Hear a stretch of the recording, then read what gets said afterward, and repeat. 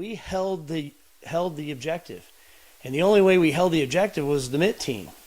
But the only way that they could take credit for holding the objective is if we crossed the line into combat advisors to brothers in arms, and we were part of the battalion. So they changed the narrative.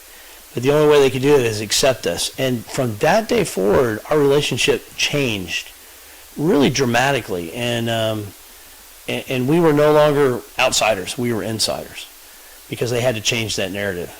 And I never worried again for the next 6 months whether they had my back. If I was going, they were with me. They weren't going to leave me. I never, ever worried about that again. That's it. That's interesting. In beds now, right? Like you're almost going native, right? Like it's one of these things where, but I know the operational environment that you guys were in, and that's kind of what you've had to do to survive. Well, it was interesting. You said that. We wore their unit patches. And we did their traditions, and we attended their funerals, and we were just brothers at that point. I mean, and you can tell when they love you, and they love you like a brother. Yeah.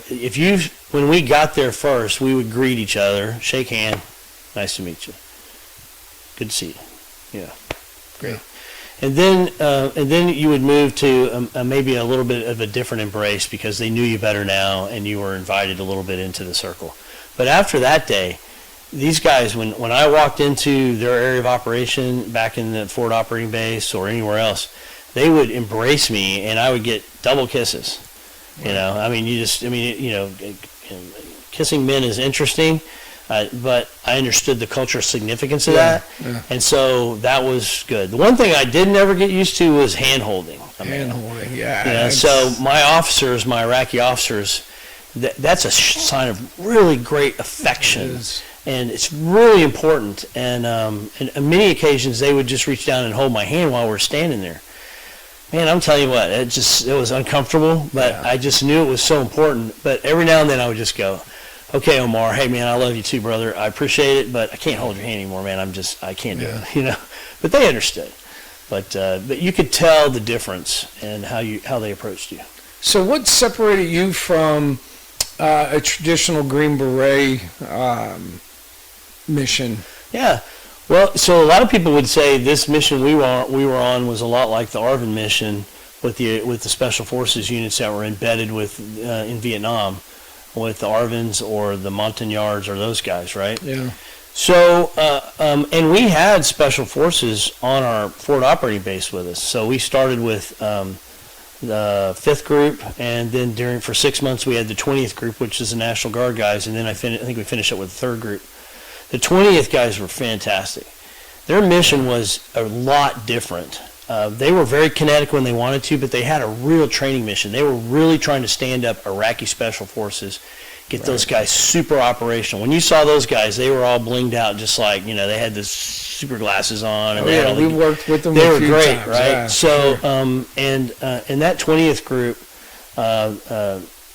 the chief that was running that team was fantastic. I mean, we went on many missions with Grim Magic was their call sign. Grim Magic, yeah, thank you. Yeah. Yep. So Grim Magic, they operated in the clear on channel 3000 whatever. They didn't do any encrypted stuff. They didn't care if the enemy knew what they were talking about. They were that tough.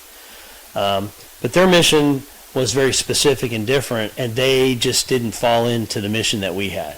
So in a lot of ways, we had a mission that emulated what the SF guys would do, but in a lot of ways, I thought we had a lot more tools than your active guys would have had because of our background and where we came from and our experience to really be able to operate at an advisor level, not only to the military side of what the battalion was doing and the kinetic side, but they're interfacing with the local mayors, the local police, the hospitals and the doctors. All those missions that we had to do was non-kinetic stuff.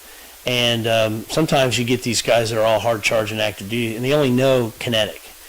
Yeah, that's an interesting take. So the MIT teams were really, I think, if you were to rewind the clock back to the Vietnam days, the MIT teams were essentially doing what the Green Berets and Special Operations Forces were doing then with the conventional forces, right? Trying to build indigenous personnel and build a conventional, and now the MIT teams gave the Green Berets and the Special Operations an opportunity to start training actual special forces for the Iraqi army. That's pretty interesting, and I did not look at it like that until you just started unpacking that. But that's certainly a interesting plot twist, if you will.